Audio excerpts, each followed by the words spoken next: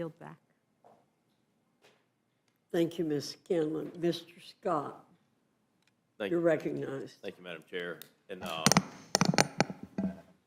would you agree with me that the gross premium is set by the insurance carrier and doesn't have anything to do with the subsidy?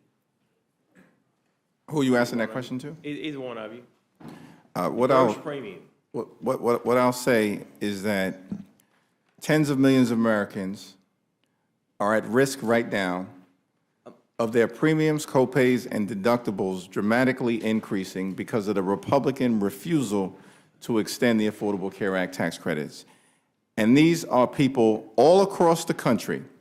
In fact, in the 10 states that would be most impacted by the Republican refusal to extend the Affordable Care Act tax credits, all 10 of them are run by Republicans.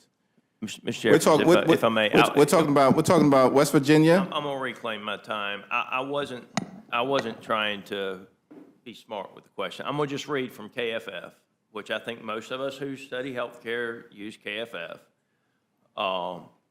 And by the way, I was an insurance broker for 20 years. I've got 4 professional designations in employee benefits. I don't have them anymore, but I had them when I was in business. And my degree is actually risk management and insurance.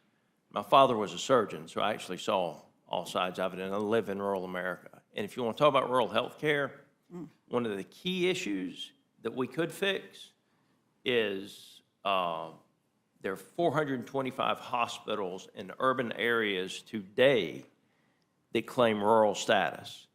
So when we put money out there for rural hospitals, the urban hospitals step in and they take that money. In 2017, there were 3. Today, there are 425. So there's a lot of gamesmanship in the system.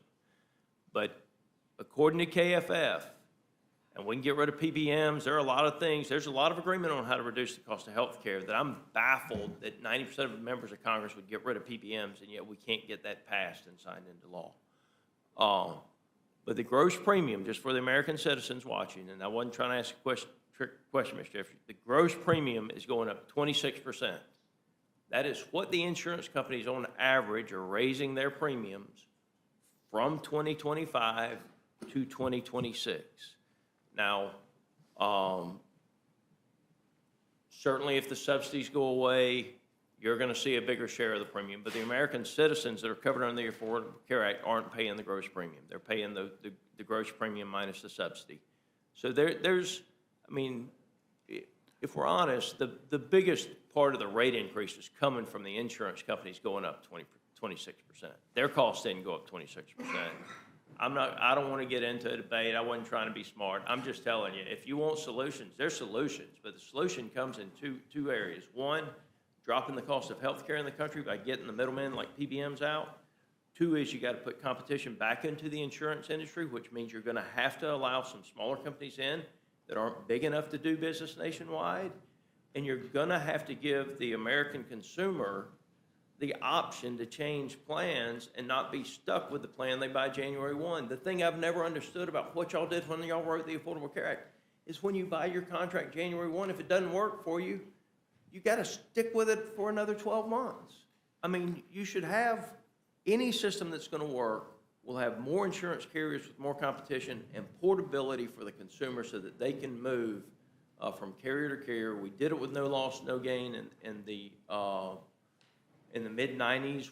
No loss, no gain was the provisions that we put in so that we stopped the carriers from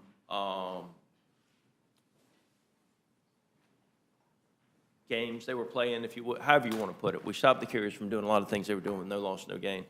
There are a lot of things that can be done to fix it, but what you can't do is pretend that the Affordable Care Act works. It just doesn't. It's going to have to be rewritten. Well, Representative Scott, when you get serious about rewriting it, Mr. Jeffries, I promise you, there's a lot of us that'll work with you. Well, I appreciate your observations, and I will say, listen, we agree on this side of the aisle that we need PBM reform. In fact, there was an agreement to engage in aggressive PBM reform until Donald Trump and Elon Musk killed that agreement. It was actually in Mr. December. Musk. Well, you know, It's not elected. It was actually Musk that was posted. Well, whoever it was, Republicans apparently decided to pull the plug on that PBM reform, so we agree. But Mr. Jeffries, you're from New York, correct? That's right. So I'm from Georgia. So I trust the Georgia state legislature to determine what our no loss, no gain, or pre-existing conditions clauses and portability option should be. And so that's one of the things as we go forward that we'll be pushing for is flexibility at the states. I'll yield. It's getting late, but thank you for your time.